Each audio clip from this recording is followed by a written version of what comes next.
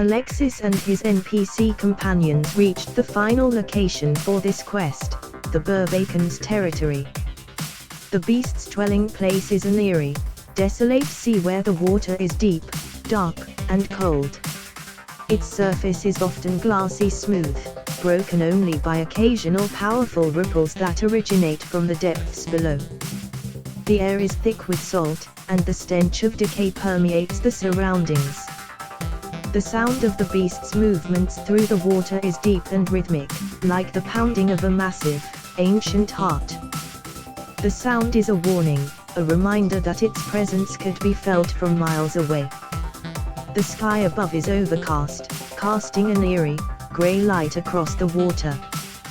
The sea floor is covered with the remains of the creature's victims, including the one Alexis' companions are after.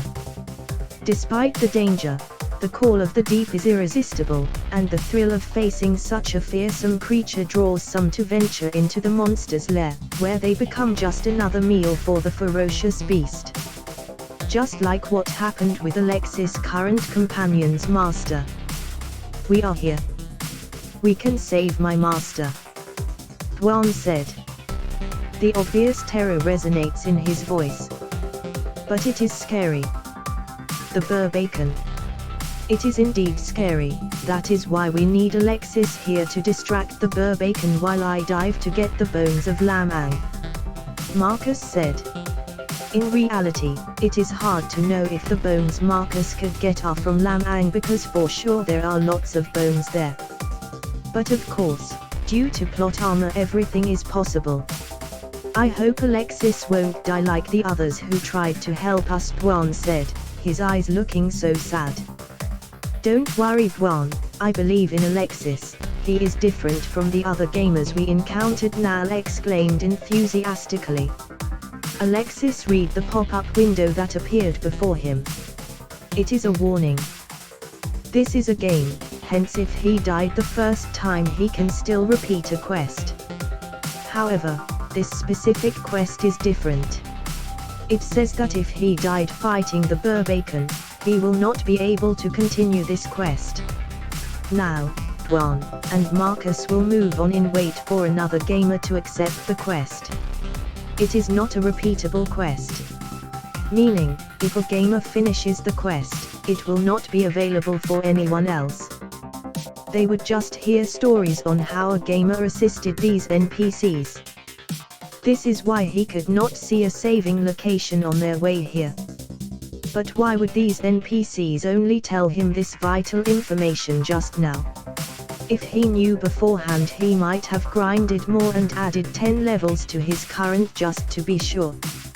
He sighed. He mused to himself that maybe he can defeat the monster with just his current stats and with help of some boosters.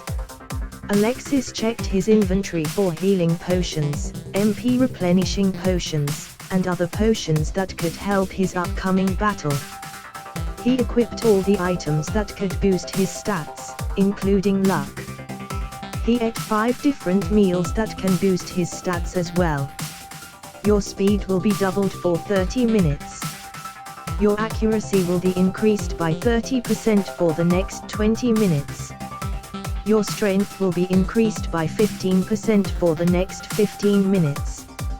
Your MP recovery will increase for 20 minutes. Your HP recovery will increase for 15 minutes. Alexis read his added boost. He should finish the battle within 15 minutes to ensure that he can defeat the ferocious beast. As he felt that he is finally prepared, he activated the quest button to start the battle between him and the Burbacon. The vibrations can be felt around Alexis. He also noted the sudden shift of air at the place. As the ripple in the sea spreads, a huge ferocious sea beast emerges from the depths of the ocean. That's the Burbacon. Alexis, be careful, Marcus said as he signaled the 2 talking animals to join him in taking cover. Alexis nodded. He then examined the beast in front of him. A window appeared on top of the Burbacon's head indicating its name, HP bar, MP bar, level, and its title. The beast is also known as the Undying because no one had defeated it yet. Alexis tightens his grip on the gladius he received from Flavio, as he readied himself for the fight. He activated his skill to create a disc of lights he used to walk on water and in the air. He used his light skill to temporarily blind the sea beast. The Burbacon wailed in anguish, its tail splashes madly on the sea. Alexis strikes his sword on the side of the Burbacon but it did not budge. The scales are as thick as a tank. The Burbacon dive into the depths of the sea. Alexis stood vigilant of a comeback attack from the Burbacon. He closely monitors his boosted skills. 2 minutes had passed. 13 more minutes for the increased strength. The Burbacon emerged, trying to devour Alexis. He swiftly maneuvered to the left to avoid the attack. You've been affected by the paralyzing poison of the Burbacon. Alexis was surprised and saw that his left leg is bleeding and was paralyzed. He thought he completely avoided the attack. He swiftly reaches for an antidote and drank it. He read the message indicating he was already healed. He thought that the reason why the NPC and gamers were unable to defeat the Burbacon is because of its paralyzing venom. It's unusual to see those damage from sea creature monsters. Good thing he is always prepared. The Burbacon roared frantically. Alexis felt his breath on his skin and smelled the decay coming from his mouth. Ever heard of a mouthwash, buddy? Alexis teased. He leaps again and continuously hit the Burbacon's side. He is hitting near the gills, hoping the strong hide will crack so he can hit the soft organ inside. The Burbacon continued to dive and emerge as it attacked Alexis. It uses its tail to hit Alexis, and it worked on the third try. The gamer was thrown toward a huge rock whose bottom part is submerged in the sea. Alexis coughs up blood. He immediately looked at his HP bar and saw that it is in yellow color. As on cue, he took the large potion and drank it, causing his HP to replenish. He will spam using potions because he doesn't want to waste his MP in healing. He needs to focus on his attacks. The Satawadamara noticed the change in the setting. Earlier the sky was overcast but it is obviously daytime. Now he noted that the sun was slowly setting. He checked his boosts. 8 minutes had passed. He checked his armor and noticed some dents and torn in multiple places. The Burbacon, however, was still undeterred, its scales reflecting the fading light of the sun as it continued its relentless assault on Alexis. He struggled to dodge its razor-sharp teeth and powerful tail, all while trying to summon the energy for an attack. He was poisoned again. He noted this time, the effect is more potent. He drank another antidote to remove the effects of the paralyzing poison. As the sky turned orange and pink, Alexis knew that he was in danger of losing. He began to doubt himself, wondering if the creature was truly undying as its title suggested. Despite this, he gritted his teeth and steadied his resolve. He knew that he could not give up, for if he did, he will lose this quest. Alexis squinted his eyes to think. He is considering using a better attack that can be used on the Burbacon. Most of his attacks are from the light element because that is what he preferred. But he also knew other elements that are near the light element, which are fire and lightning. Fire is weak against water, but lighting is effective. He searched for his lightning skills. With renewed determination, the Satawadamara focused his energy on a lightning strike. He watched as the bolt of electricity arced through the air toward the beast. The monster roared as the lightning struck, its body shaking violently. For a moment, the Holy Knight thought that he had won. but then he realized that the beast was still alive. It had taken damage, but it was not enough to defeat it. Alexis felt a sense of desperation and fatigue creeping over him, and he wondered if he could really defeat this undying monster. He checks the boost. 10 minutes had passed. He only got 5 minutes until the boost in his strength will be gone. Although there are still other boosts, he thinks it is the most important for this battle. The Barbacon slithered like a serpent toward Alexis. The gamer quickly activated an electric shield. A shield of electricity enveloped Alexis, and as the Barbacon made contact, it received some damages. Alexis saw that a string of lighting can be seen on the head of the sea beast. It shook his head vigorously and the strike of lightning was removed. The sea beast hides in the water. Alexis stood at his light disc 10 feet above the sea. He raised his sword up high, his body shone with divine light as he started to load a skill. The ferocious sea monster rose out of the water, its dark scales glistening and its sharp teeth bared in a terrifying snarl. Alexis focused his mind as the skill is being loaded. Once complete, a bolt of lightning came forth and crackled and hissed through the air. The sea beast recoiled from the blast, but it was only a momentary setback. It lunged forward, its massive jaws snapping shut just inches from the gamer's face. Undaunted, Alexis struck back with a flurry of lightning attacks. He activates the power of the storm to rain down bolts of lightning from above, each one striking the sea beast with a deafening boom. The Barbacon thrashed and roared in pain but refused to back down. The gamer switched tactics, channeling his lightning energy into his sword. The blade glowed with a fierce yellowish light as he charged forward, striking the monster's body with a series of lightning-fast slashes. Each blow landed with incredible force, but the sea monster remained unscathed. The sea beast's sheer size and strength began to take their toll on Alexis.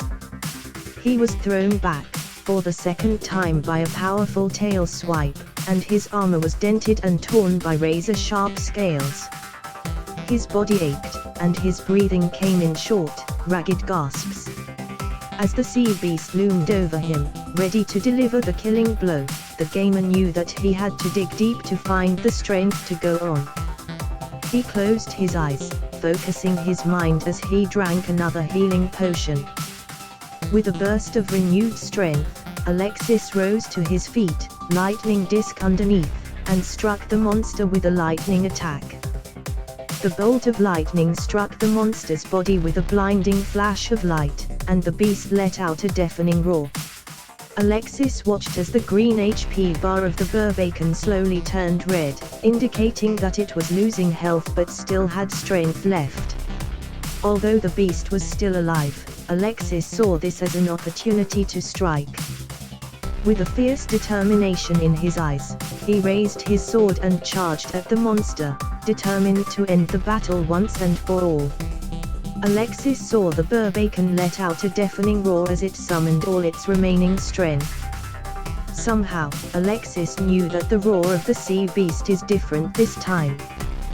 The Barbacon lunged forward with its sharp teeth bared, but Alexis dodged to the side and made a swift counter-attack. His sword glowed with a bright light, and he activated a skill that called forth a bolt of lightning.